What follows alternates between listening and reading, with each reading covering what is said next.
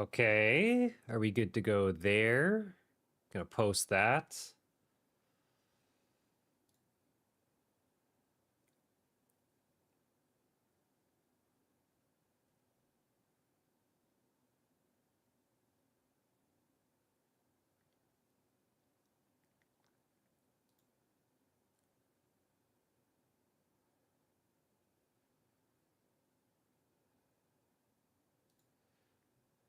Yo, let's go. All right.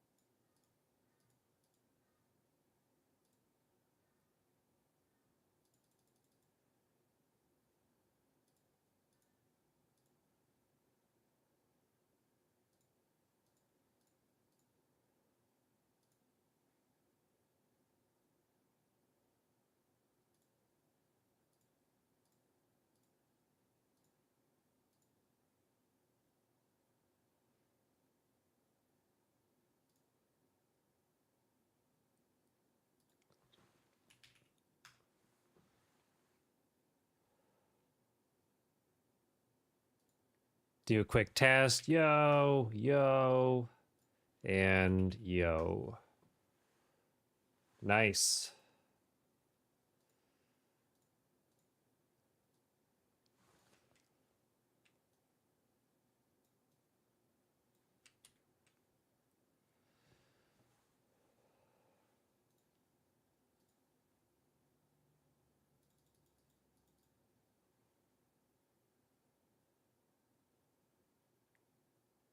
Interesting.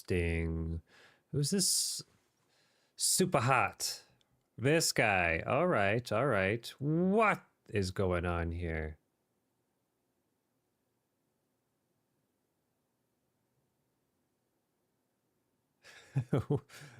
What is this video?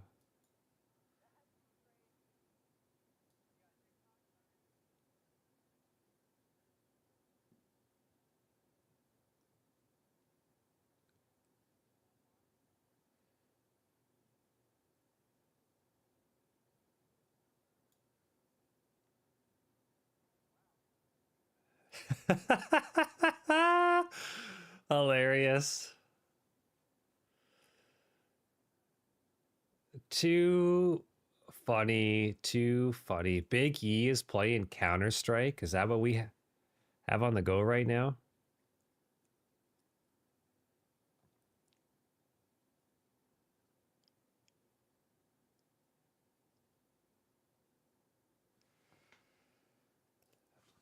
Okay, don't want to get sidetracked. We got a couple things we want to take care of today. I'll unmute browser audio. That's good. We'll close that. Hey, who's this handsome looking fellow right here? This is a great shot. Wow.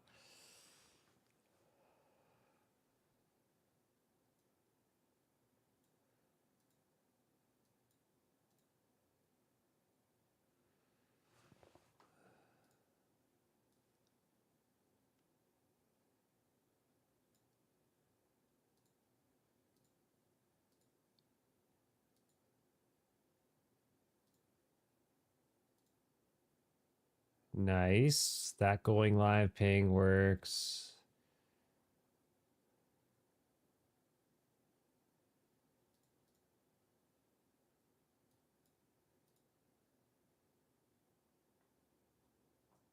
Interesting. Very interesting. Okay, let's go full screen 2 again.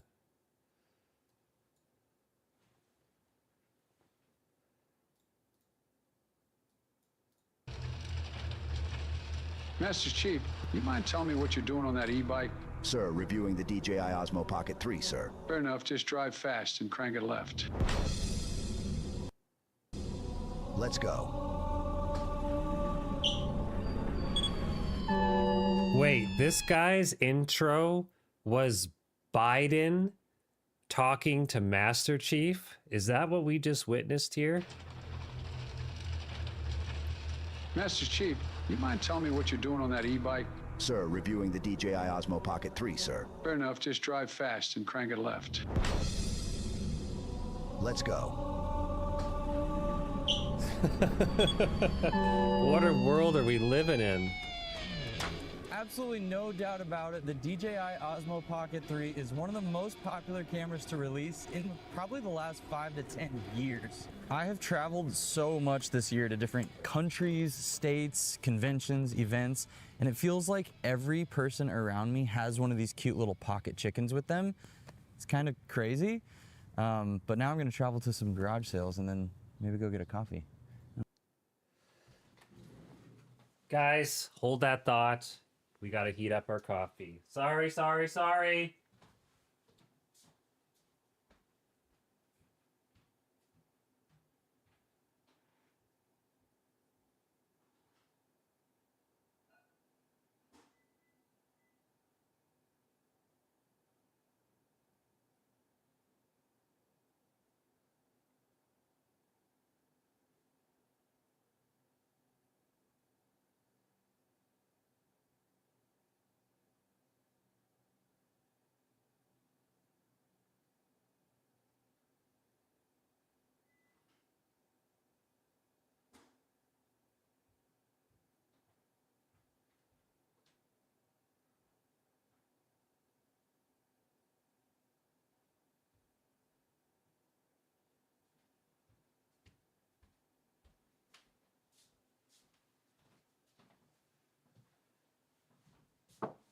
Yes, I'm wearing a dress shirt and gym shorts.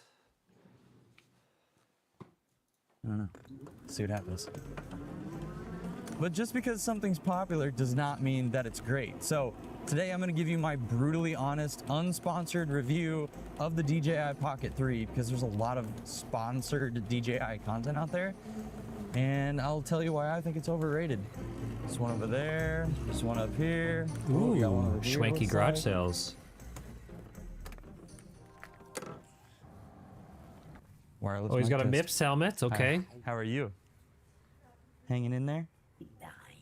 Oh, I'm sorry. I lost my grandfather last year. What was your name? Virginia. Virginia? I'm Zach. It's lovely to meet you. I'm gonna say a prayer for you today, okay? Yeah. All right. You have a good day, okay? You too. All right. I'll see you around. I live in the neighborhood, so I hope I see you around.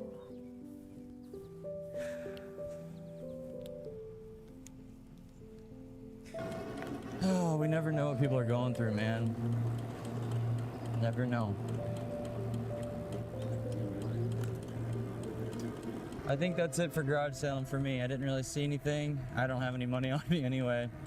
But there's a bike trail right up here that I'm What gonna hop a on, and maybe beautiful neighborhood. Holy smokes, my guy. we'll head to my favorite coffee shop. If you for some reason don't know, the DJI Pocket 3 is a ultra compact 4K up to 120 frames per second capable video camera that can literally fit in your pocket and is quite literally a gimbal. It has a built-in gimbal, non-removable, which I have some opinions about that we'll get into, but that's a quick summary of this camera in case you have somehow not. You know, I actually almost bought this camera, but instead I ended up getting the, how do I take this out of the case here? The Peter McKinnon edition of the Insta360 X5. Now, this is also a great little camera.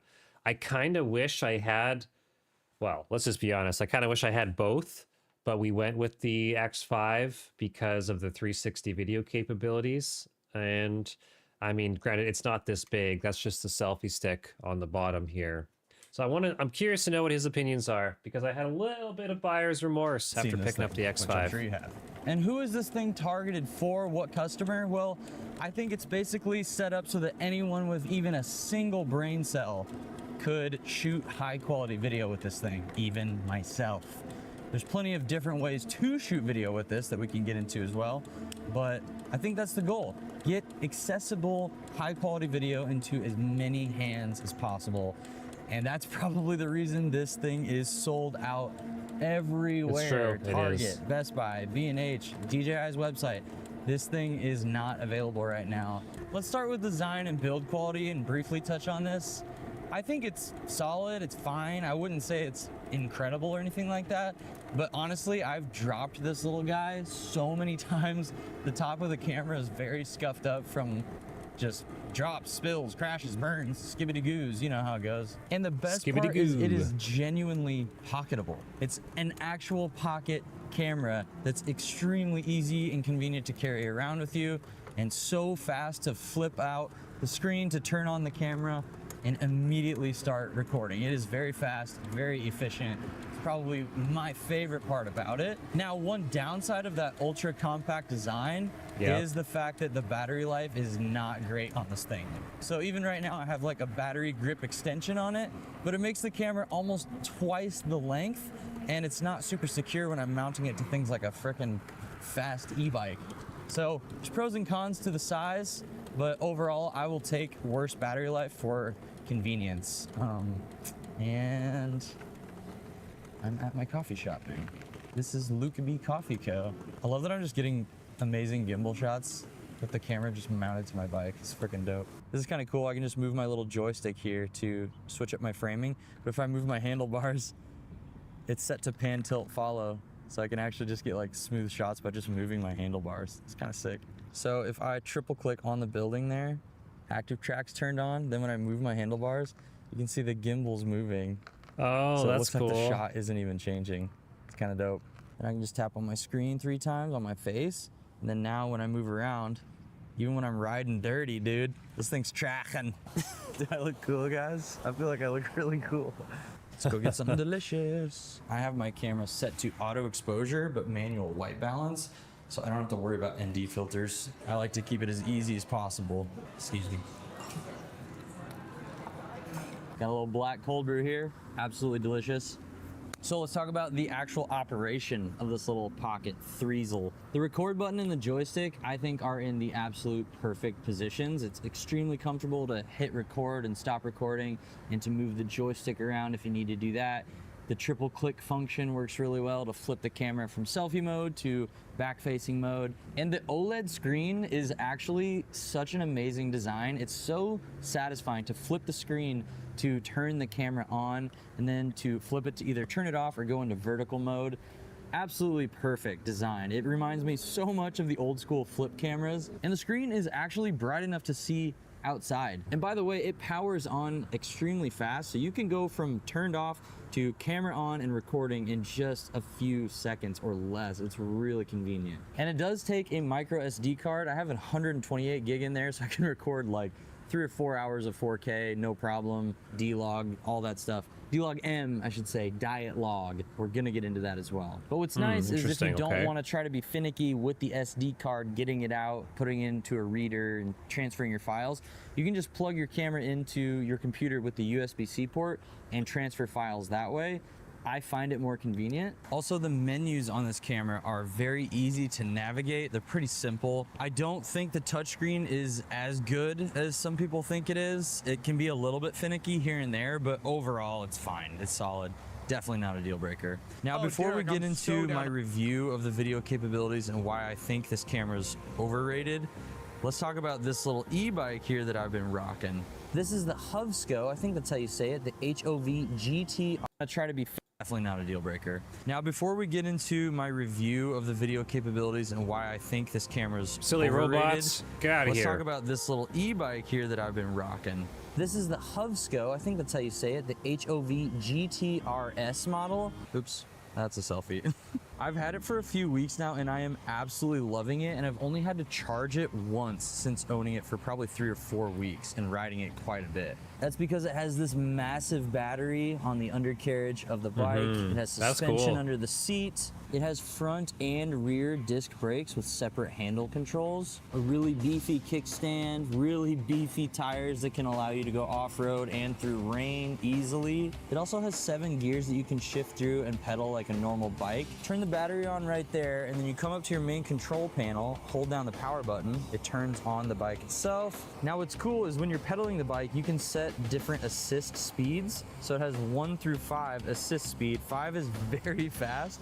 And if you double tap these buttons, it acts as blinkers. So if I double tap here, I get a little safety blinker in the back, baby. And if I hold down this little button right here, I get a working headlight.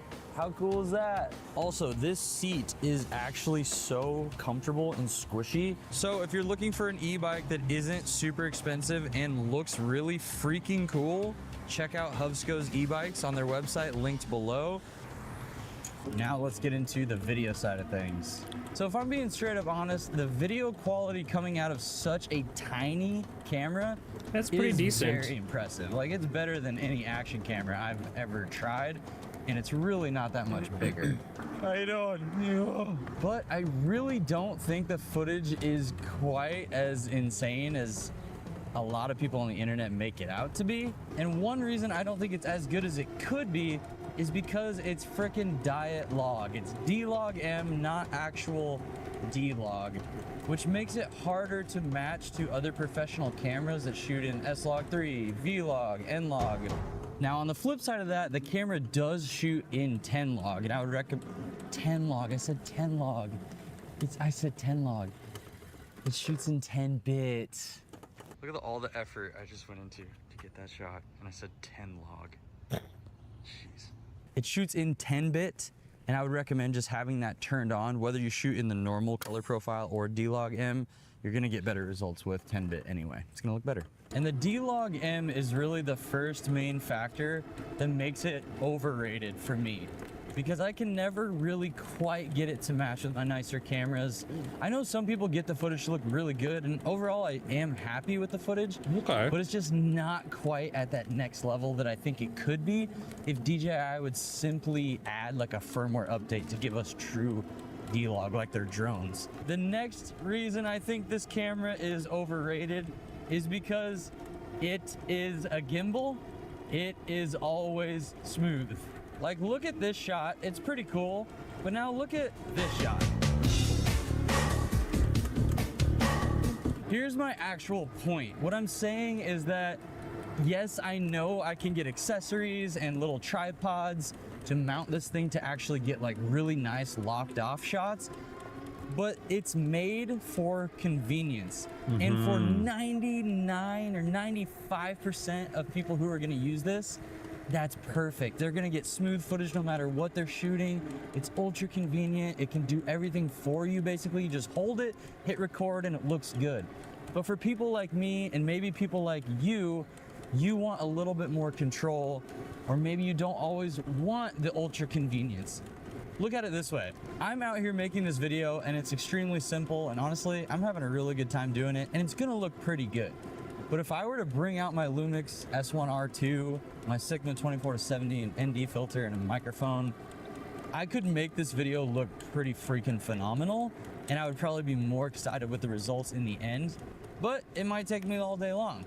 Yeah. So there's trade-offs where the problem I'm running into is that I'm a little goopy goblin boy brain where I just want things to be easy, and this camera takes advantage of that for me and makes me just rely on the convenience instead of making something of quality.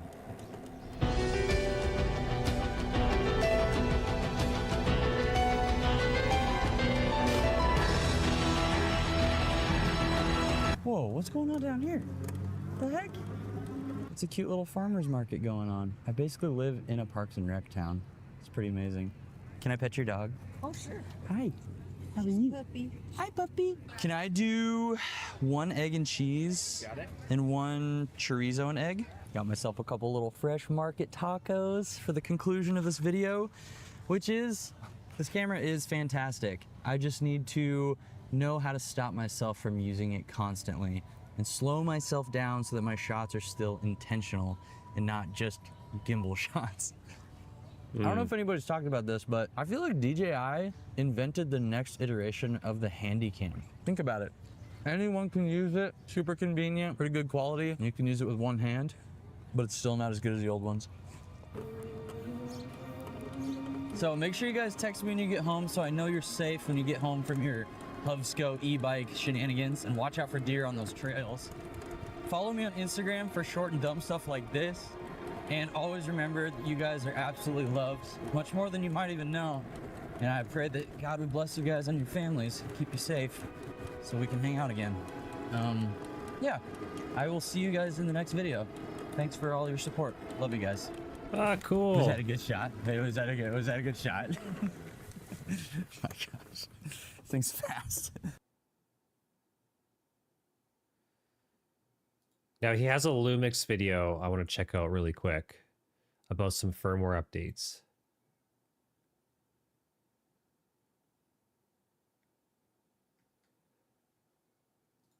If you primarily shoot with Sony cameras, just don't watch this video. Ignorance is bliss, my friend. Just move on. But if you've invested in one of the new Lumix cameras, well, they basically just turned them into the Miami Heat's big three. So let's go over this firmware update for these 3 cameras and just cover the things that you actually care about.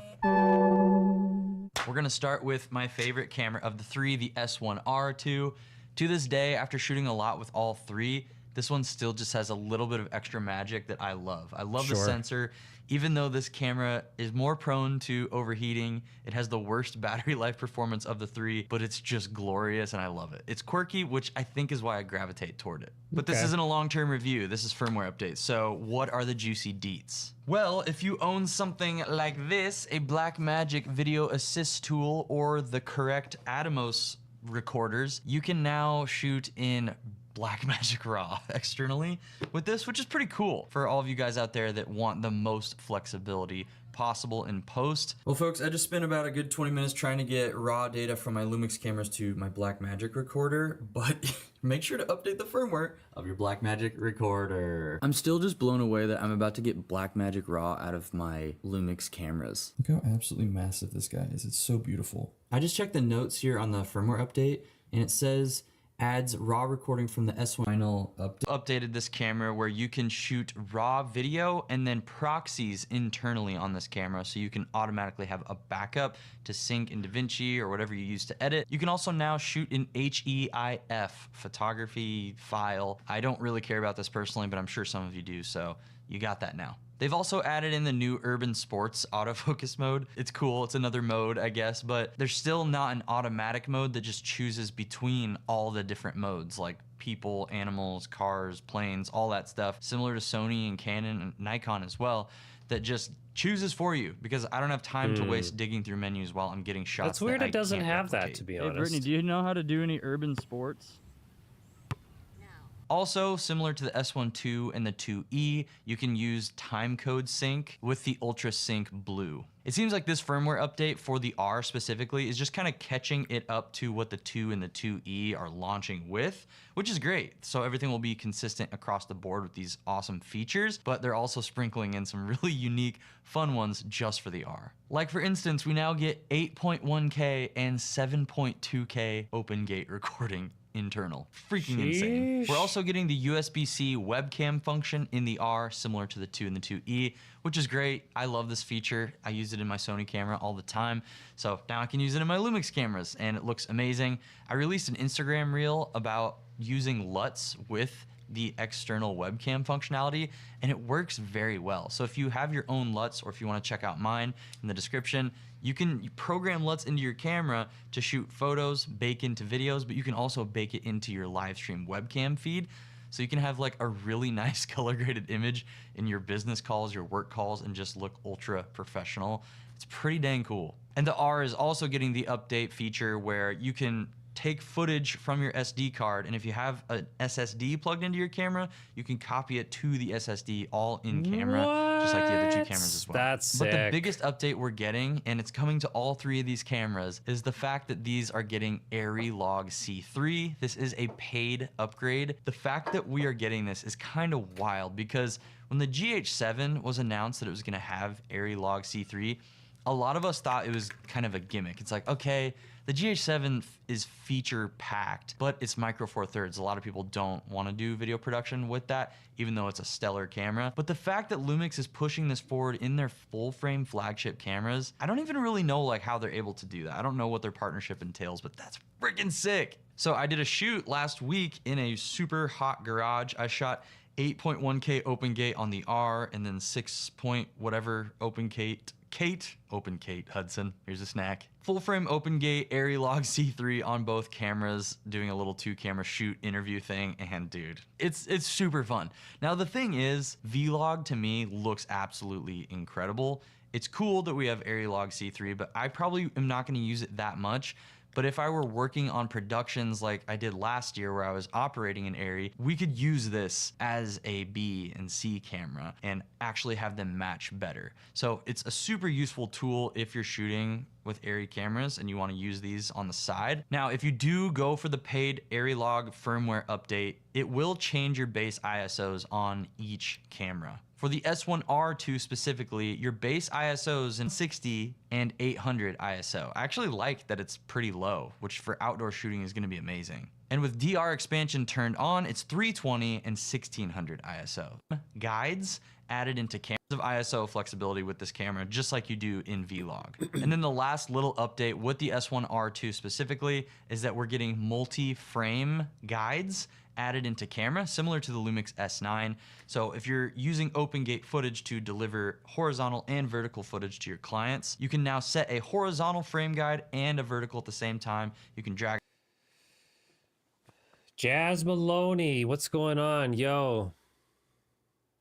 them around. I think you can change the colors as well. And it's the little 33 things. degrees Now let's move on to outside, Jimmy, Celsius, by the my way. Where are you from and how hot is it S12E that I outside? have blacked out, and it looks perfect. It's not too glossy, you frickers. For the 2E and the S12 that we'll cover last, there's less to go over because all of the stuff that the R got, a lot of that stuff The these R two got? cameras are launching with. Like so with the Ergot 2E, from- let's jump straight into ARRI Log C3. Yes, it also gets this profile for the paid upgrade, and your base ISOs will be 500 and 3200 on the S12E. How about the S12? Well, it's a very similar story to the S12E. So in ARRI Log C3 at normal ISO, not boost, so normal is 500 and 4000 base ISOs. And with DR boost turned on, it's just 800. There's no dual there. It's just the 800 because That's it's it? the combination of the low and high signal. to give Okay, you a so clean one. basically, don't need to finish the last 30 seconds. The new Lumix cameras, probably the biggest feature I'm interested in is the USB-C,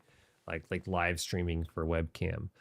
Let's see over here. Who is Jazz Malonia? Correct me if I'm saying that wrong. Go to channel. Who are we dealing with over here? No videos. What does that say? Warframe Fortnite? What does that mean?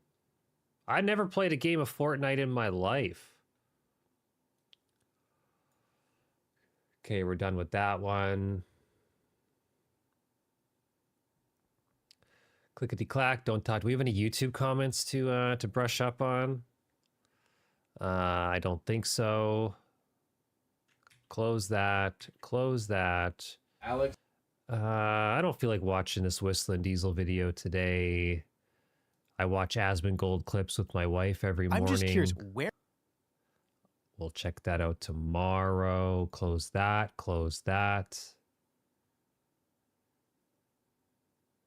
Your name is also Dirk or Derek? My little sister used to call me Dirk because she couldn't pronounce Derek. So I want to go here for a second. I want to look, make custom chat GPTs.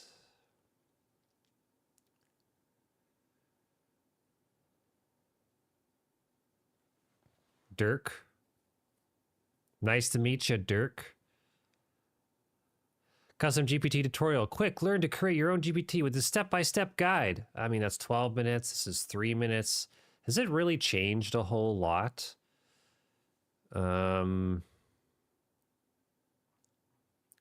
Basically, the custom GPT that I want to make, I want to be able to give it a link to a YouTube video or a YouTube transcript, and I want it to give me a very specific list of description keywords and tags. No, my late father was not in the service. He was not. Chat.openai.com, and then you want to go to Was the yours? explore button in the top left, and Okay. GPTs are now available to all ChatGPT Plus users, and they're what I've been waiting for since months now. Because we just moved from a generalist ChatGPT model that you use for everything and it's okay at everything, to giving it a very specific purpose. And that's exactly what we'll be doing now. So while creating these can be an intermediate task, I'll show you how to set this up properly in no time. So first things first, head on over to chat.openai.com, and then you want to go to this explore button in the top left, and here you can explore all the new GPTs. A Quick side note, firefighter, just hey? There's actually a big thing going on in my city here in Alberta. They like increase the requirements or something like that to be a firefighter, and there's like a shortage of firefighters in the city or something like that. There's just signs I'm seeing on people's lawns about that says like, we support like firefighter staffing or something like that. Yeah, firefighters are needed. notice how OpenAI placed these in the most important real estate of the entire screen. This really is the future of the entire product here. And down here you have a bunch of presets that they made, but honestly for my needs these aren't specific enough, and that's why we'll be heading up here where it says create a GPT. Just hit the plus button, and that brings us. All right, so he's here. We're gonna go into ChatGPT. What do we go? Do we go to GPTs?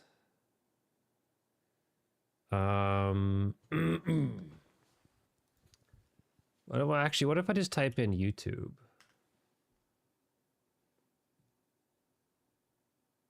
Well, that's easy. I mean,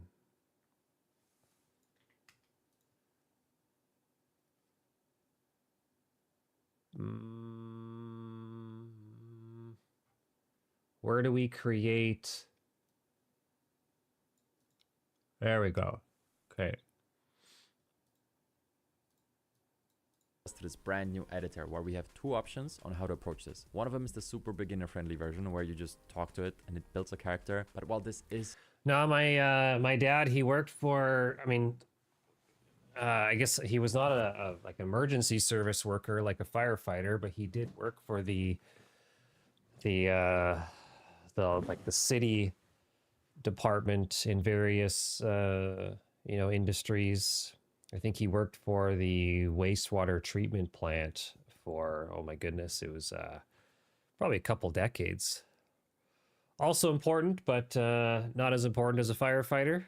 user-friendly, it is not the best way to go about it. If you learned anything about ChatGPT this year, you will know that the more precise the input, the more precise the output. Same goes for these GPTs. And that's why we'll be heading over to the configure tab here where we can set everything up manually. And while this might be a lot of fields, I prepared a file for you that you can have for free with 10 various GPTs that cover an entire company. All you need to do is sign up for my free weekly newsletter. And what you get is this Notion template. It also comes as a PDF over here. But Notion is really the way to go because all you need to do is you just scroll down a little bit and here you have 10 different GPTs. So for this tutorial, we'll be doing a growth hacker GPT, and the easiest way to do this is if you head on over to the GPTs view here at the top, and now literally all you have to do is copy paste. So what's the name? Well, it's a growth hacker. What's the description? Well, press this button to copy to clipboard and then paste the description in here. And then what are the instructions? Yeah, it's now, not this bad. Is super long, not but bad. again, Miss there's him a button lot, for this, but copy you to know, he clipboard, was an Command essential plus worker, V on that's for paste sure. this in here, and now look at all the rich detail in here. We have the growth hacker's values, his goals, his methodology, all the things. And if your that you parents want are to still specify to around, get the best results just possible. make And sure I'll you just leave tell it them as you love such. them. And here we have another That's, thing, these conversation starters. What these really are, they're one thing I can templates tell to you. get the users of the GPT started as fast as possible. And guess what? We prepared 30 prompts for you to choose from for each one of these characters. So all you have to do is scroll a bit to the right, and then here for the growth hacker, there you go, 30 different prompts. So I'll just pick this one, improve customer. Surprised I only have one viewer. Yeah, we're multi-streaming right now. Here's my OBS. We are live on Twitch, YouTube, and Kick at the moment. We're trying to go far and wide with growing a little brand for myself online. We've been doing YouTube videos for a bunch of months and getting into a little more live streaming now. I wish I had more viewers. I'm trying, man. Yeah, my dad left this earth almost a year ago, last September. Sorry to hear about yours as well. Acquisition, copy paste that in here, and I'll take this as my second preset. Now you could populate this with even more, but that's good enough for now. And that brings us to the last section, which is quickly explained, because the knowledge simply allows you to upload files so the GPT can consider them in its answer. So let's say you're using this growth hacker to grow your Instagram account. It's probably going to be useful to provide him. Okay, let's go create. We're gonna call this like YouTube. I'm just gonna call it a YouTube buddy. Description.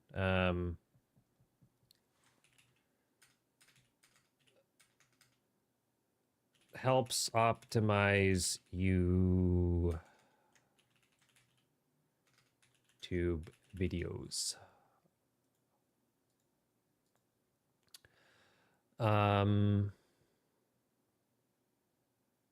Add tags like for you page. What do you mean by that exactly? Instructions. What does this ChatGPT 2? How does it behave? What should it avoid doing?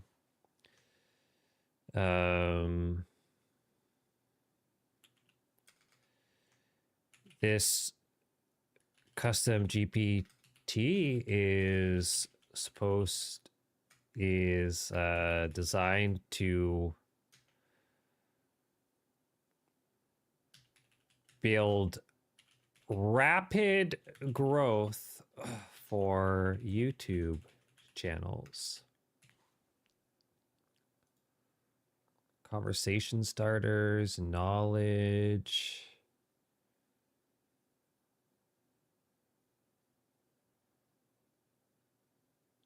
Create a new action. Let's just finish watching this. With your analytics in here, right? This is really the place to experiment though, and you can always come back to it. And down here you have advanced capabilities. And here I would just say, just leave them all on by default. Again, you can always change this later. But we wanted to have access to the internet, the capability to generate images, and the ability for it to analyze data and run some code can always come in handy. Okay, and lastly, we have these actions down here. But if you're just getting started, I would ignore these for now, because these really allow developers to integrate external capabilities.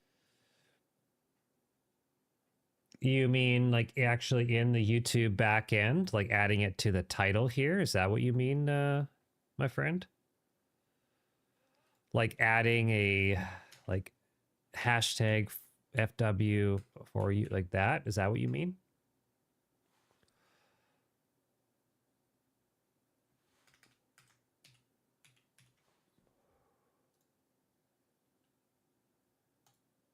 I don't know if that works on YouTube, but I'm definitely down to try it. Interesting. Abilities into these GPTs. And with that being said, the last thing that we're missing is the picture up here. Let's give it some personality. So we could generate one here with DALL-E, or we'll just use the one that has been prepared here for you. Upload photo. And that leaves us with... Let's try this a different approach. We're going to use ChatGPT to create the instructions for the custom ChatGPT. So dictate here. I want your help to write instructions for a custom ChatGPT that I'm building to help rapidly accelerate growth in a YouTube channel. One of the functions I want this ChatGPT to do is to be able to give a link to a YouTube video or a copy of the transcript. And for this custom YouTube GPT growth, I want it to generate high quality tags as well as a selection of titles to choose from and a very compelling YouTube description that's going to get the video accepted into the algorithm.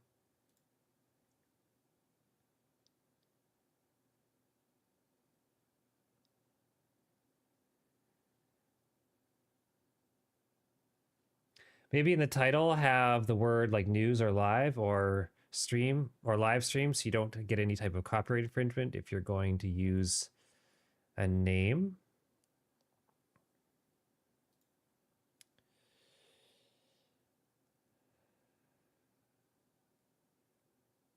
I don't 100% know what you mean by that. Can you give me an example? I'm not saying you're wrong. My silly brain can't understand what you're trying to say. This is what I'm supposed to give it?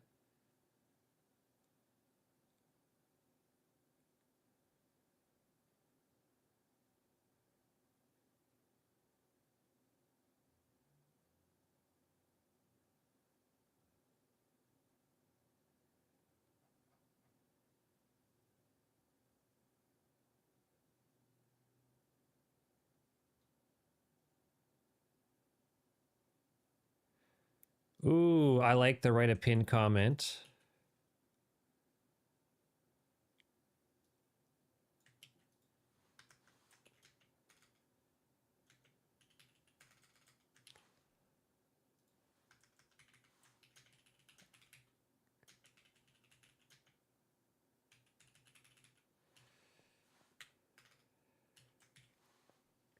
Yeah, so in our I'm just throwing out. Yeah, no, I'll try some stuff like that. With me live, try that. Oh,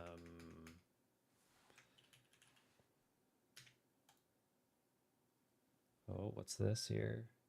Substack. Ugh, don't need that. Yeah, like YouTube relies a lot on SEO. So obviously, if you're a massive YouTube channel and a massive creator, they're going to have like more authority in the algorithm when they're producing content. But for me, only having a couple hundred subscribers, so I'm hoping that today I want to build a ChatGPT live. So if anyone else is searching for building custom GPTs, I would hope that it would show this video. I mean, yeah, you know what I mean?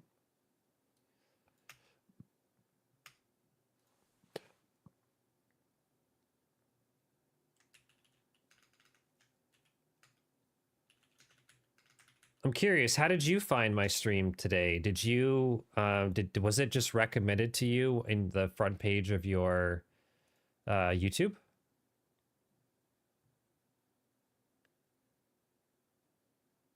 Yeah, so we have custom GPTs, build custom GPTs. I guess I could add, they're called my GPTs. Build custom my GPTs live with me. It's a little bit fumbly off the tongue. I mean, I bought a new bike in here to basically just be a conversation starter. But I think we have at least 2 or 3 different keyword phrases in here. Let's give it a shot. Well, I guess we could go hashtag ChatGPT. I really don't think that hashtags work over the character limit anyway. There we go. I don't really know how well hashtags work in 2025. I feel like algorithms are way too sophisticated to just interpret the data that's going on right in front of you. That's at least how Instagram works. So you typed in your first name and my stream popped up. That's actually pretty cool.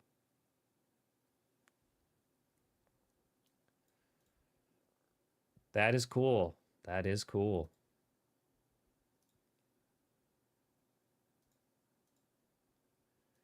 Why did Streamlabs sign me out?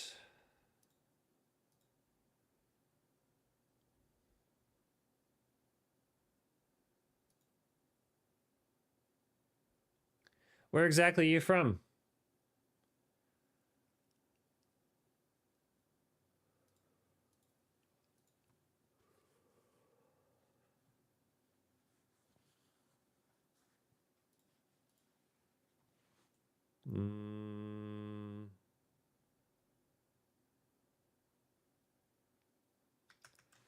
Can you write a for me that I can copy and paste?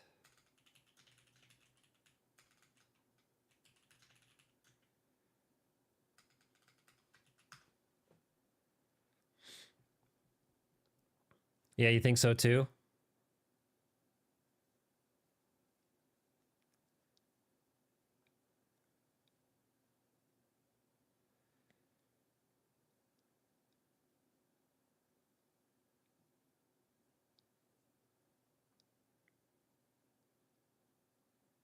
Ooh, I like this.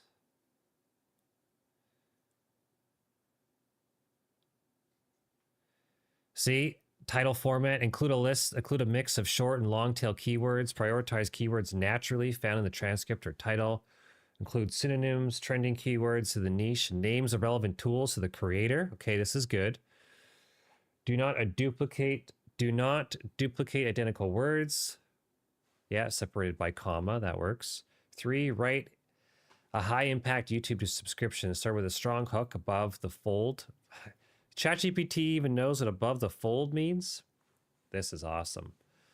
To encourage, read more. Summarize the video's value to what the viewers will learn. Identify who the video is for. List 3 to 5 bullet points for skim readers. End with a CTA, subscribe, website, newsletter. Naturally weave in relevant keywords, but do not keyword stuff. Format. Write a pinned comment suggestion. Nice. Keep it casual, like the creator is speaking to their audience. Encourage engagement. Ask a question or prompt a response. Optionally, include a link or reference to subscribe or watch another video. Format. Okay. This is sweet. So I don't actually have to manually write the description. I just told ChatGPT what I wanted, and I got ChatGPT to write the description for me. A downloadable file, YAML import file. I don't even know what YAML means. Okay, so we're going to copy this. We're going to go to our GPT, paste that there.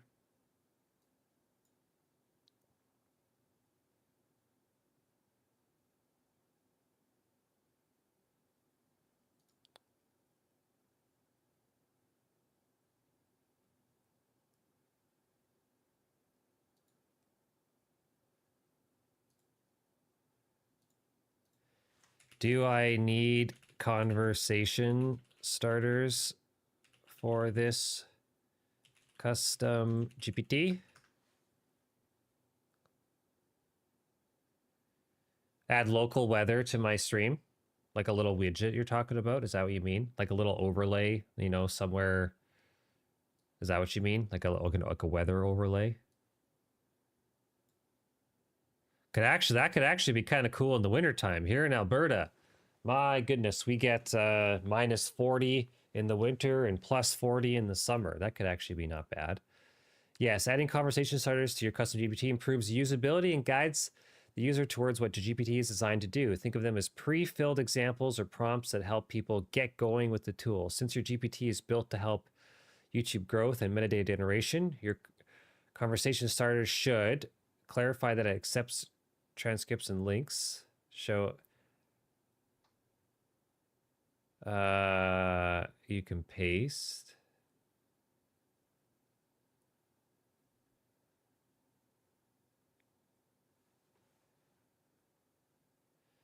Can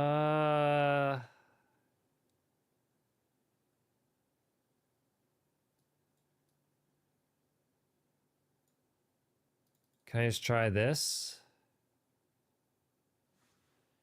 Yeah, let's just try this.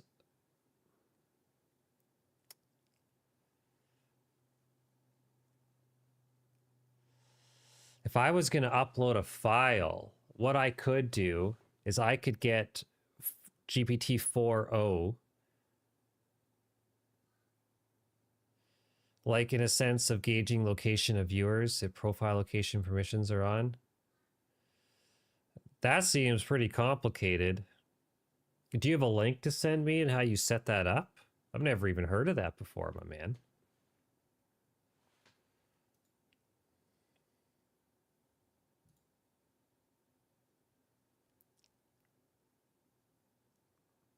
Create a new action. What is this? No, I don't need that. So is it just saved then? The YouTube buddy?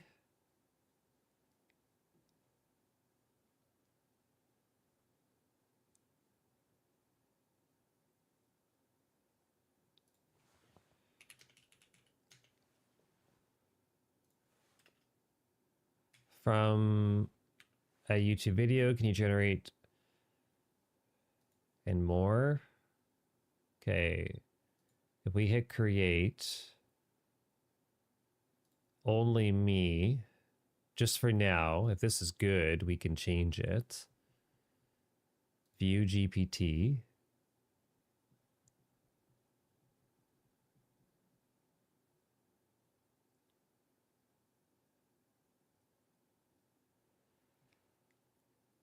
Okay, so now let's go to... Okay, before we even get... Oh, close that.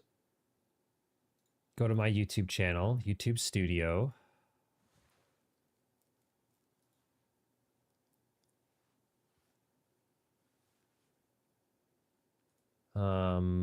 Copy link.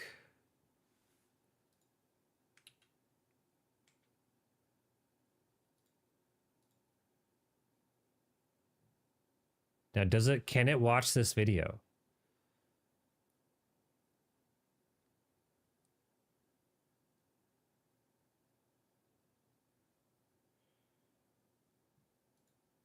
Interesting. Why did it do that? Now, I really like...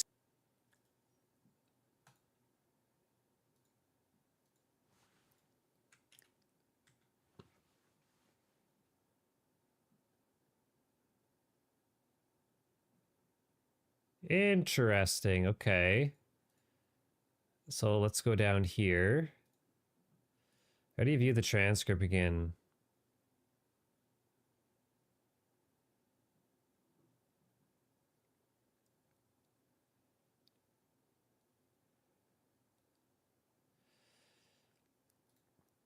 Yeah, I've said your name, Jazz Malonia. Why is it your YouTube name Dirk? I'm curious.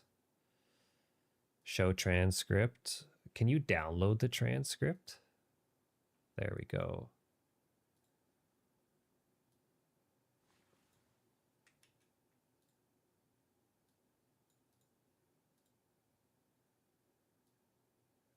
What? You can't. Okay.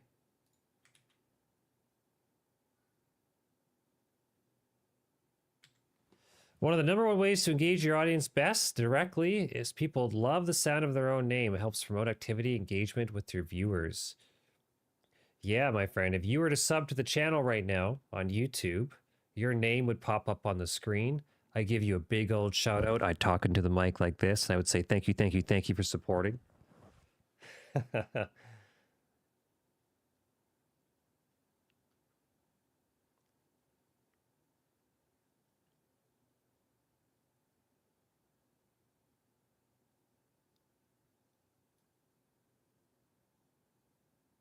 It's your handle? Yeah. Yaz Melonia. Is the J silent? Is it Yaz?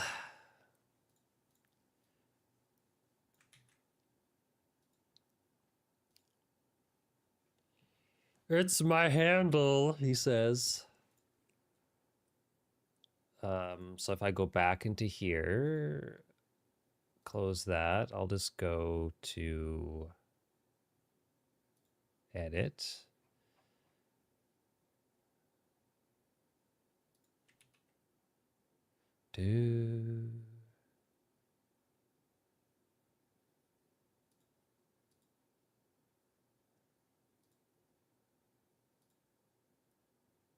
Save that. Okay, that kind of worked.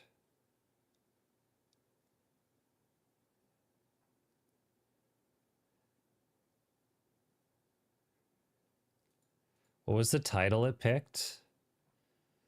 Is this the coolest camera card ever made? Jazz Melania.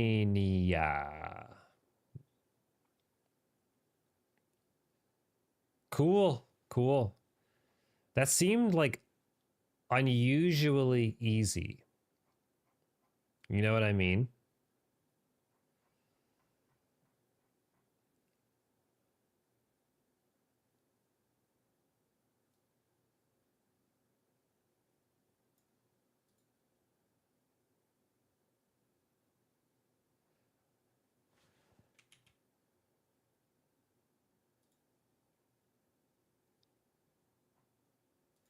Try this way. Here is the script.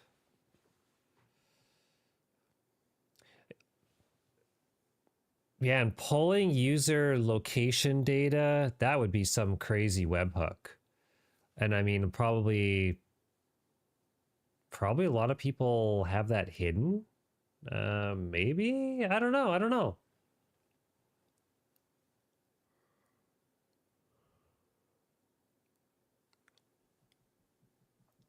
But yeah, this is what I want to do right here. I want to be a live streamer, be a video creator. I've done it professionally for many years, but I want to flip the script and do it for myself. You know, it's like I always try to think of things, you know, 3 months, 6 months, a year, 5, 10 years in advance, and you know, where do you want to see yourself in that kind of 1 to kind of 10-year range? And we're slowly building little blocks, you know, to get where we want to go. Actually, just curious, why don't you put a space in your handle if it's 2 words? Because you can do that on YouTube. Hey, you could have your, like me, right? Mine is Derek Shishka. I'm pretty sure it's separated. Test. There we go. Yep. She's doubled. You could do that in the back of your creator dashboard. Do you know where to go to do that, good sir?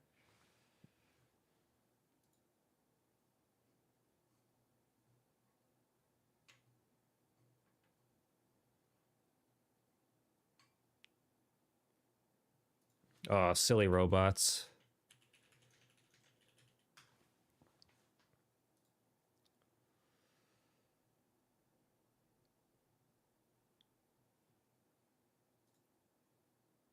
That's it, hey? Okay.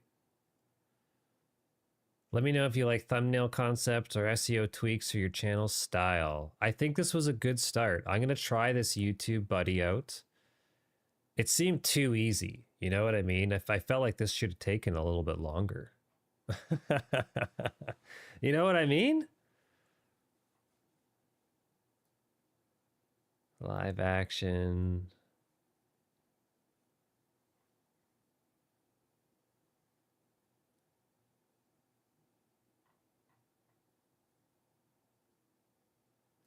It still blows my mind. Where is the money coming from on your end? Up until this year, the majority of it has been sponsorships on my YouTube channel. Hey, so what are you actually, what do you do? Tell me a little bit about yourself. Are you a creative professional like me? Do you work for yourself? Are you a trades worker? Are you a student? You know, what's the TLDR of Jazz Malonia? Channel. So on the night shift, like every week since, I mean, I'll just throw some stuff out there because this isn't the case anymore because I've been a little bit not as consistent and brand spend is in a kind of a weird place right now, to be honest with you. By the way, if you haven't already, I haven't seen it on the dashboard, but I would love a sub to my YouTube channel. If you wouldn't mind, if you're enjoying yourself here and you vibe with what I'm saying, wouldn't say no. Just saying, just saying.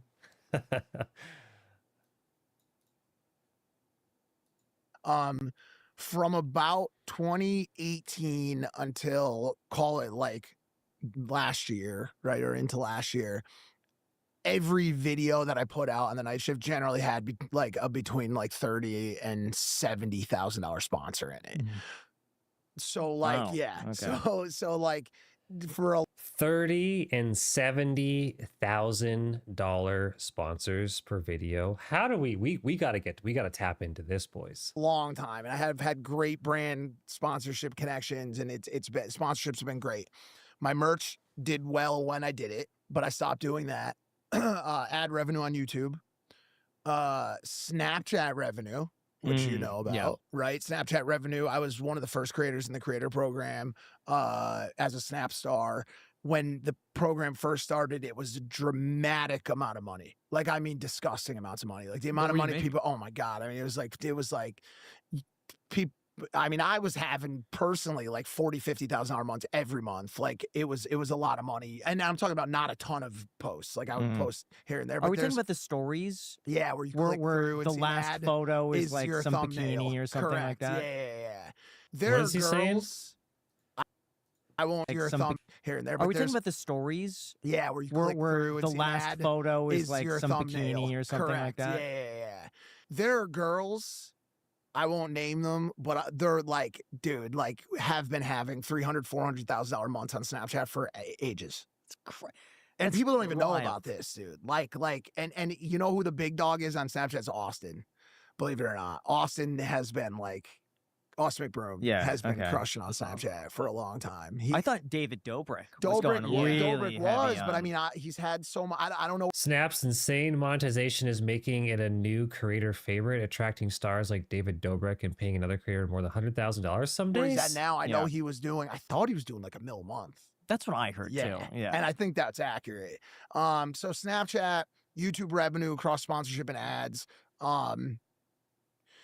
Then Impulsive obviously is a fully separate entity. So any kind of ad revenue we do there, any across all of the shorts channels as well, and then any kind of sponsorship activity that we do on Impulsive. And you had a percentage of that? Yeah. And is that a percentage of sponsorships and ad revenue, and it's flat across all of those things? Correct. Yeah. On the Impulsive side. So I'm just like basically called like a co-owner of the show, which Logan was very generous. Why are you still in California? I feel like you would save so much money just moving to Las Vegas, moving to Puerto Rico. Especially if you're traveling as much as you are.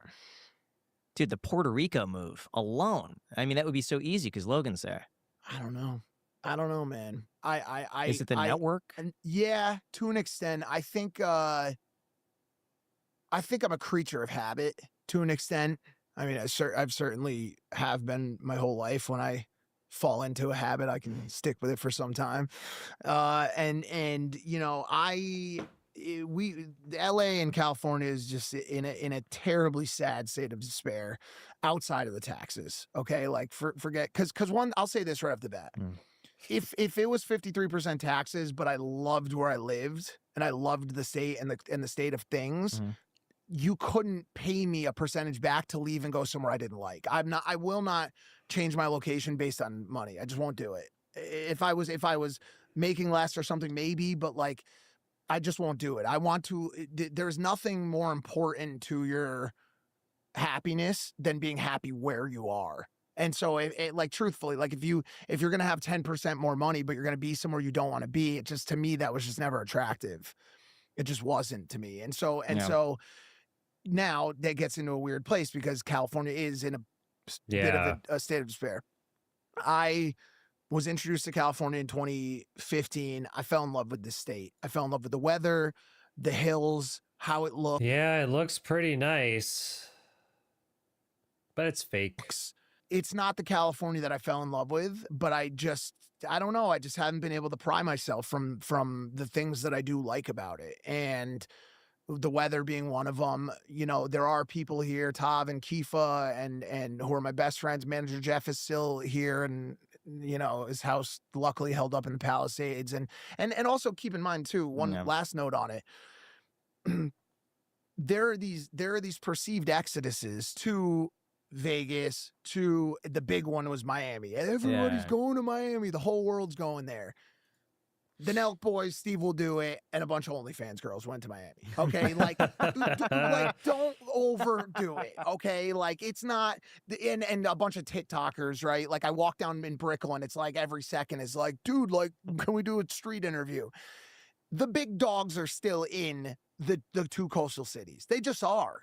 some people move to Texas, but dude, you wanna talk about heavy hitters. They're not scared off by the extra 12%. The big dogs. Like I'm talking like I'm really good friends with Rich from Fashion Nova. He just dropped $141 million He bought the one. on the one. Like he Jesus. didn't say like, oh, I think like I'll go to. He actually, sorry, he did because he just bought a $30 million house in Miami as well. But he's at a level where he can do that. But he stays here.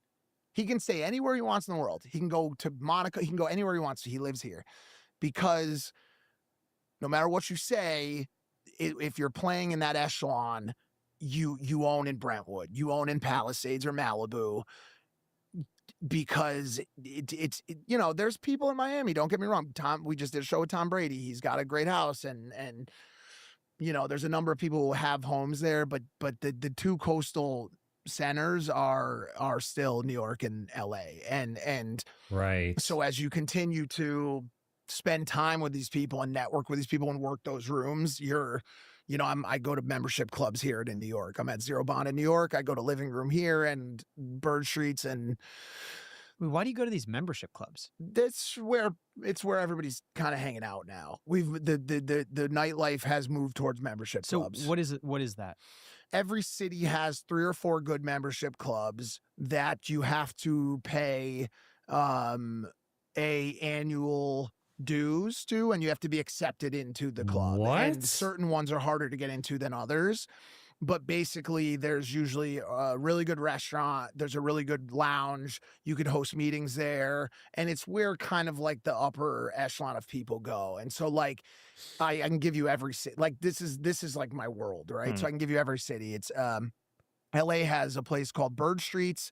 There's San Vicente. There's a bunch of like older ones, but right now it's like Bird Streets and a place called Living Room. And Living Room is extremely selective. Like I have to go do interviews to try to have a committee vote me in right now. And so Living Room is, I don't even know if I'm supposed to talk about this, maybe, but I don't care, but maybe I'm sure they're fine with it, but it's like maybe $4,000 for the year, right? Oh, that's not bad. It's not crazy. Yeah. Then you've got in Vegas, they're opening Zero Bond. We'll be at the What is Win. that? Zero Bond is a New York-based membership club, but there's one opening in Vegas. Oh yeah, you should know about this. Yeah. I'll connect you to the Okay. guys there. How much is that? About the same, maybe 3,000 or 3,500. That'll be at the Win, so members only. Do So you just go whenever you want, or is Yeah. it scheduled meetings? At No, certain you can go whenever days? you want. Interesting. And what is it? Just like a hangout? It's a hangout, it's a lounge, but like it's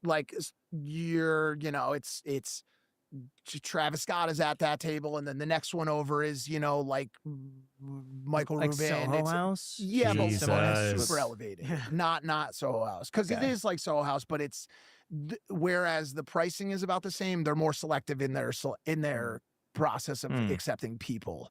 So you can't. It's not just because you can write that. You have to be accepted into the place. Got it. Okay. You have to be usually nominated by or referred by 2 or more guests, and then you have to be accepted by the committee at the club most of the time. Makes me want to do it. No, they're I cool. want to do the they're Vegas cool. one. They're I want to cool. do the The Vegas Vegas one is Okay. where you want to be for I do. you. Yeah. And then in New York, you've got Zero Bond is a great one in New York, but then Crane Club is a Tao establishment, so Crane Club's been crushing it in New York. All of it is built off of a very London feel, and London is a very, very membership heavy city, and so if you're not at a membership club in London, you're really not doing the right thing. It's not like you're going to like clubs and bars. Really? There's Annabelle is probably the most famous membership club in the world. I mean, you're talking about some people dropping $1 million to $2 million to get into a special section of Annabelle, which Jeez. has unguarded Picassos on the wall, like it's the real deal. Then there's a place called 22 in London. There's a place called Arts Club, and they serve some of the best Otoro and some of great steaks, and it's just good conversation, good people, protected, secure. Where I was at Bird Streets a couple weeks ago, and Taylor and Travis came in, and they're just sitting there, and they don't have to worry about who they're next to. You know what I'm saying? And Yeah. I mean, they should in my circumstance. Like, who's this idiot? But it's an interesting dynamic, and I don't currently belong to any. I'm finally making I will get the Zero Well, Bond. how are you Vegas in one. there then? You can go as guests. You can go with anyone who has a membership.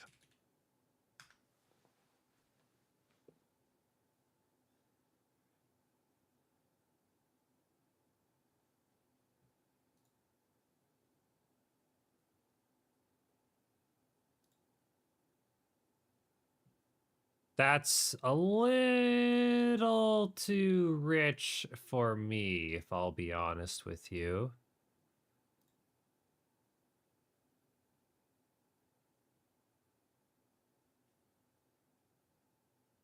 Do we want to watch anything else?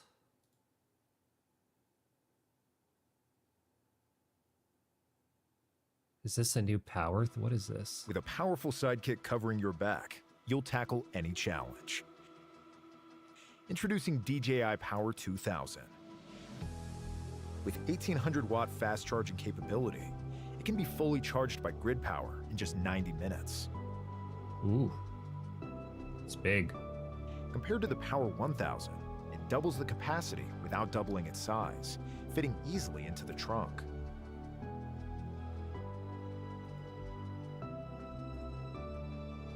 The output has been increased to 3,000 watts, effortlessly powering a wide range of high wattage appliances. P-cells with up to 4,000 Man, everybody is getting into the portable batteries. or car alternators.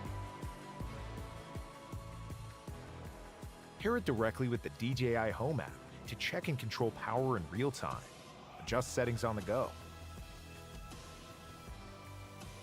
Connect to solar panels for eco-friendly recharging. I think this is Buddy's on his deck, and here's his neighbor's house with the Peloton bike. Hilarious.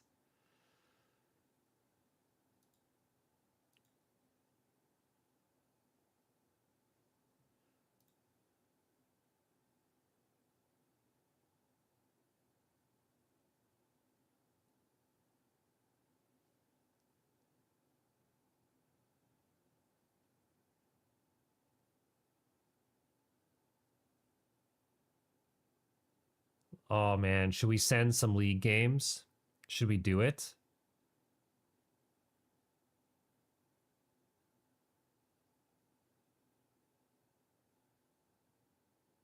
What happens when you keep refreshing? Yo. So about 3 years ago, I started making money online. And I pretty much started like everyone else. I made a YouTube channel, I did drop shipping. I did pretty much every single business model there was known to man, and I always failed. Like straight up, like I just always failed doing shit, and nothing would ever work. And in my mind, I felt like everyone making videos talking about like how to make $100,000 on dropshipping, or how to make $100 million billion on YouTube, or whatever the case may be, whatever business model they're in. I felt like they were just lying, and I felt like they were just trying to sell me a scammy course. And to be honest, that's 99% of the time real. But when shit popped off for me back in like 2021, 2020, then I'm like, oh my God, Derek, this I'm is fucking so real. down. So for backstory, I Hey, basically thanks started for the a follow. crypto channel Appreciate way it. back in the day. I was pushing like shopping carts and scooping ice cream. Selena while Winter, making welcome, videos welcome. about crypto. And a long story short, I made a bunch of videos. Then one thing popped off, which was Solana NFTs, which was basically like a free market because no one was making videos on Solana NFTs. Are people still making money off of NFTs? People really loved me, and I sold a $10 Patreon, and I had 1,000 members in that, making $10,000 a month. Just a stupid kid making 10K a month, going from pushing shopping carts, making minimum wage. What's to good today, fucking Selena? 10K a month at like 20 years old. 21. Your name sounds I was very 20 years old, yes, I familiar. was Are 20 you a years old. designer? Which is fucking absolutely ludicrous. And the reason why I'm telling you this is because you've probably seen the thumbnail and title, and it's all gonna make sense in a second. Obviously the title is like, just shut the fuck up and make money online. Easier said than done, but there is a bit of wisdom here that I want to give you, especially for those people that have not made money online. What's and good feel today? like What's they've tried good? pretty much everything, but nothing has ever come to fruition, right? By the way, I'm sorry, I'm a little bit sick at the moment, but I felt as if I needed to make this video. I was talking to my friend the other day, and he was like, you know what I really like about you? Insert name here. Yeah, things aren't too I'm like, bad. "What?" Where are you from? And he goes, What's the weather like you outside? just don't care, and you just act fast. Like, you say you're gonna do something, and you're gonna do it like extremely fast. Even if you fucking fail, even if it doesn't happen or even if it doesn't work, you just try the thing, you fail, and you move on. Like, I'm sitting here spending 2 months on a course that no one has bought yet, while you've done like 10,000 different things in like a few days or whatever the case may be. You said some shit like that, right? And it got me thinking, and this is pretty much why I'm making this video in the first place, is because I think the number one not greatest interested, piece sorry. of advice that I can give anyone from someone Not pretty small, I mean, I've interested. only made around Do you really think you can go $200,000 into online, people's streams, say which is hi, not you want to really a buy lot in the stuff grand from scheme me? of things when you take That's into your sales fucking process? contemplation about taxes, people making millions of dollars, etc. But from someone that's made like over 200K and has quit their jobs, pretty much moved out, have their own apartment, have their own cool little car. I drive a Pontiac I'm 2007 almost Grand Prix positive I've V6, seen you in here 3.8 liter before. engine. From someone that's pretty much like swapped the Good for worker you, but not lifestyle for the interested. content creator Not lifestyle, and just does whatever the fuck interested. he wants nowadays. The only advice I could really give someone is to just shut your fucking mouth. And like, I'm saying this in the most like, I'm trying to help you out way possible. What I'm trying to say is just shut up and make money online. Like, that's it. And what I mean by that is that you shouldn't be fucking asking too many questions, but asking too many wrong questions. Or you shouldn't be telling everyone that you know in real life, like, hey, I'm going to do this and I'm going to make money off this. You should like actually, Man, there are take your so lips many bots and close spammers them on together. Kick today. What is going Stop on? talking about what you want to do, and how about you sit your ass down and make something happen? Like, it's as simple as that, and it sounds so stupid, but it's such effective advice, because most people just talk about what they want to do, bro. I know people in real life, and you know, like, God bless them, they're great people, but all they do is just talk about what they're gonna do instead of doing the fucking thing that they should be doing in the first place to get their desired goal. Yeah. Right? I know people that could have started 6 months ago when I told them, hey, you should start a YouTube channel, and now they would have been making an extra $2,000 a month, and they could have been doing a bunch of cool things, right? Enjoying summer just that little bit more because you have an extra 2K per month in your bank account. There's so many people that like have so much potential, including quite possibly yourself, but they don't fucking start because they're Yeah. sitting there twiddling their thumbs, because deep down you're scared to try something. You're scared to fail. You're scared to sit down, spend a few hours on some bullshit that actually doesn't fucking help you at all. And you think, damn, I wasted some time. Like, you're scared of wasting time.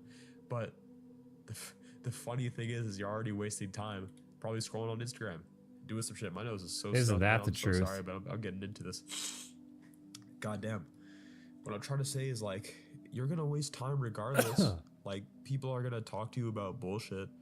You're gonna have to deal with BS. You're gonna have to fucking go outside, get groceries. You're gonna have to, you know, answer that call that you don't want to answer back. You're gonna have to like hang out with people you don't want to hang out with. Maybe you gotta work 8 hours a day because you have to work 8 hours a day. Like, you're already wasting time. You know, why not waste a little bit more? But the funny part is it's not wasting time, because you're essentially spinning the lottery wheel, waiting for something to happen.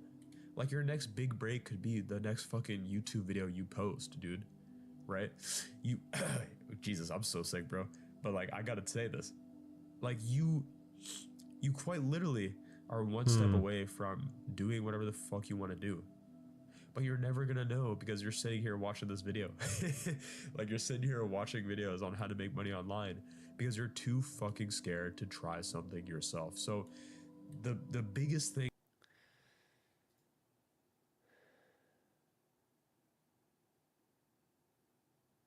You know, he's so fucking true. He's so fucking right. Like, a lot of people, God bless them, they just sit there and talk about things that they want to do. They just don't do it. You know, this is literally going, I got to write something down here on the whiteboard really quick. Uno momento.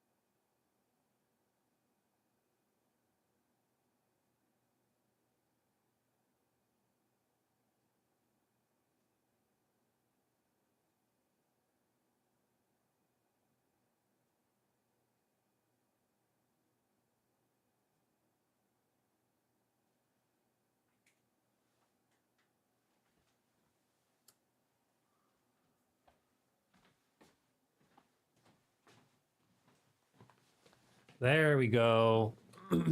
Had to make some notes on the whiteboard. Just, oh, I always suck at doing this. Outside the door there. Thing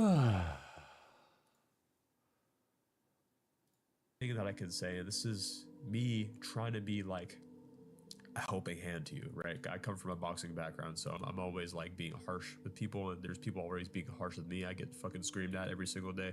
I'm a pro boxer, man. Like, my boxing coach fucking gives me shit every single day, right? So I'm gonna give you some shit because I think this could very much change your life, this video, if you apply it, right? The biggest piece of advice I can give you, like, let's say you want to start a YouTube channel, you want to do dropshipping. I don't care what you do, right? Like, maybe you want to do a landscaping business. I don't give a fuck what you do.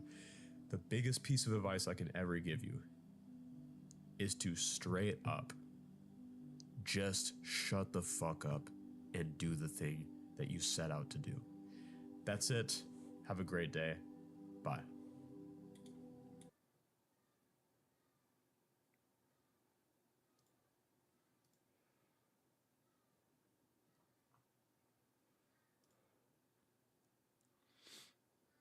Okay, that was a good video. I want to get back into building GPTs. The YouTube buddy here. This logo creator, did I make this?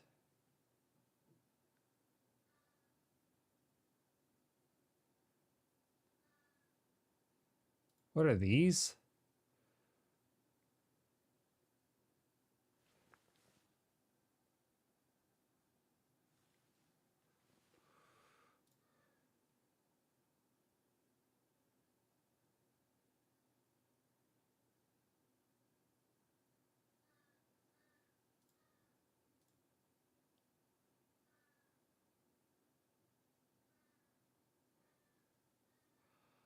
Uh,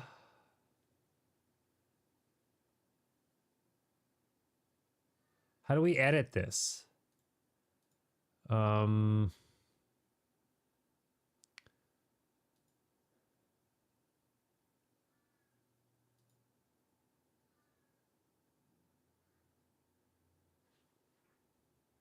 know what I mean? How do we edit our GPTs? GPTs? Where's my GPTs?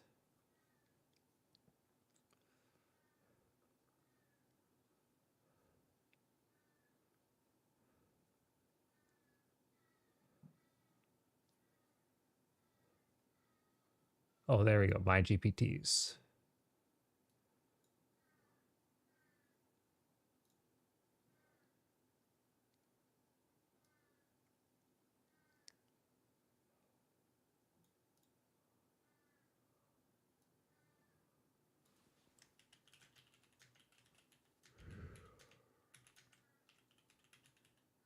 For my YouTube.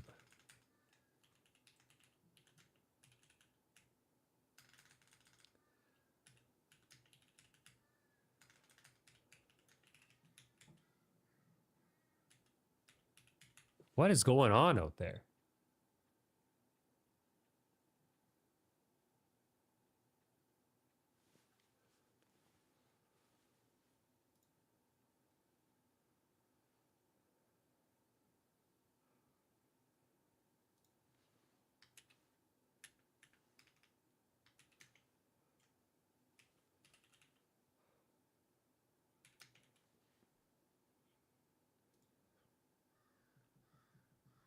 Okay, update that.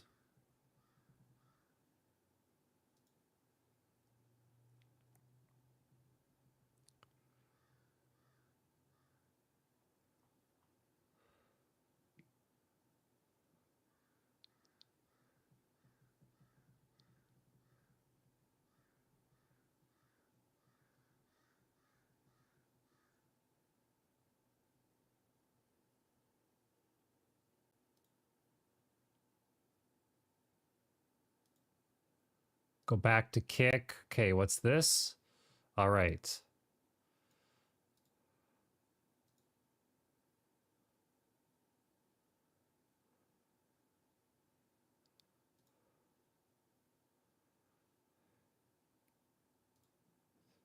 Call this one like writing buddy.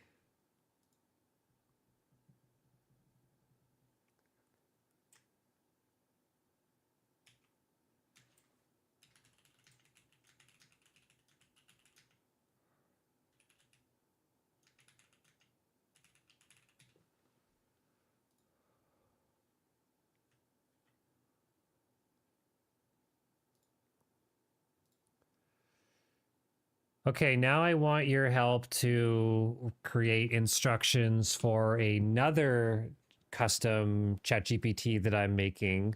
And these instructions just need to be for a writing buddy that where I can either give rough notes to an idea, give a brief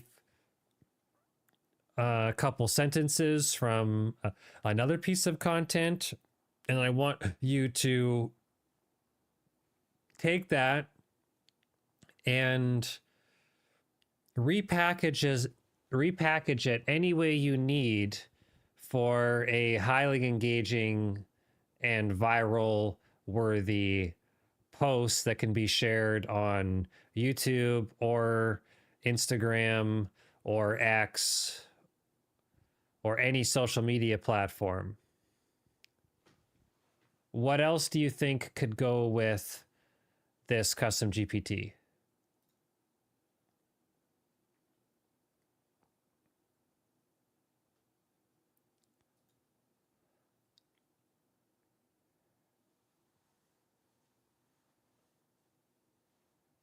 Ooh, content alchemist.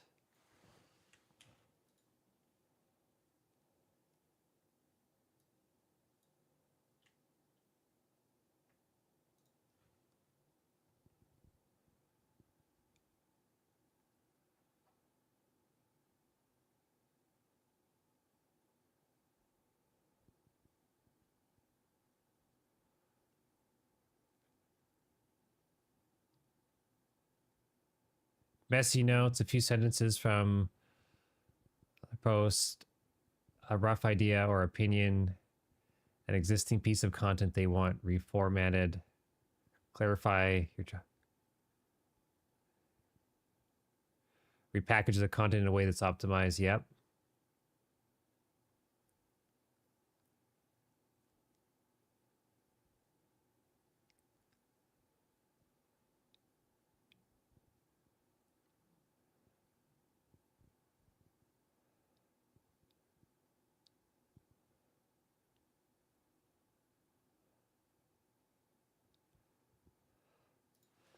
I like the CTA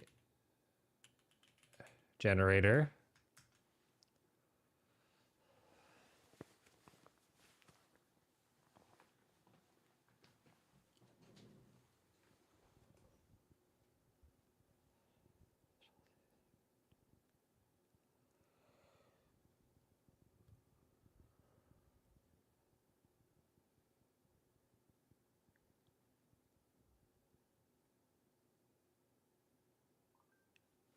Whoa.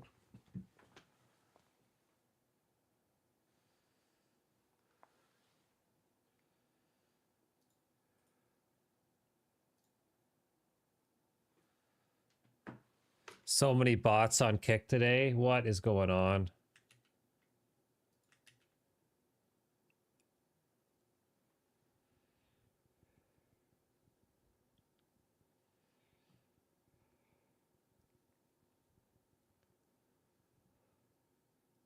How'd that post today go?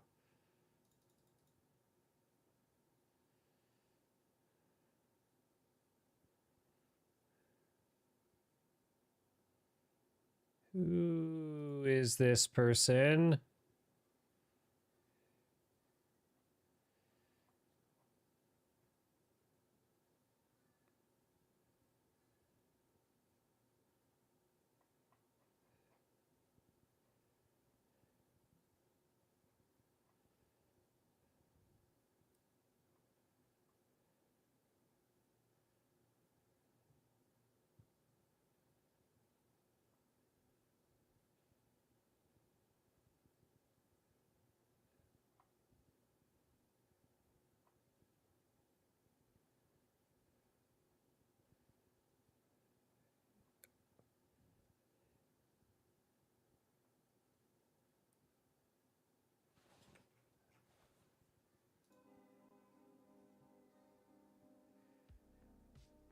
So that's from October. That's what I gave her. The concept was there in my head. The concept was there in my head, but she did a great job. Yeah. Is her name? Yeah. Click on the. If you can see it, this is what I gave her, and she made a great logo out of it. That's funny. Okay, okay, we're done.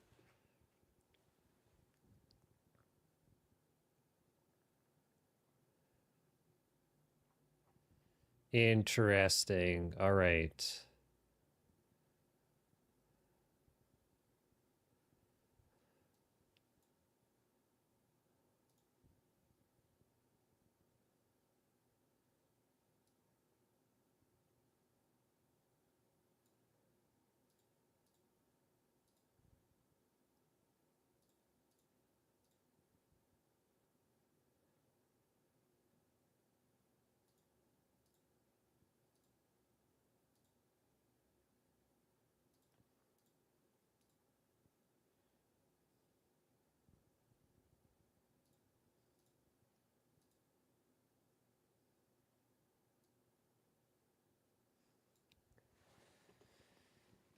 Okay.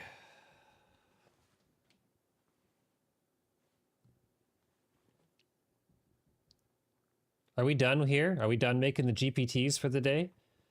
I think if we're going to resume this, let's try this out tomorrow.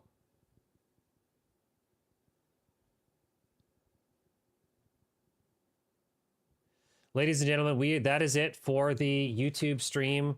Right now, we are going to finish this up and play a couple games of I don't know why I'm even laughing saying it. We're going to start playing a couple games of League of Legends on Twitch and Kick. If you want to head over there, there are links in the description where you can find me. We will be live same time, same hour tomorrow on YouTube. We might resume building GPTs. We might resume building out the Patreon. But I want to thank you for your viewership and support today. The YouTube stream is ending. Bye. Bye.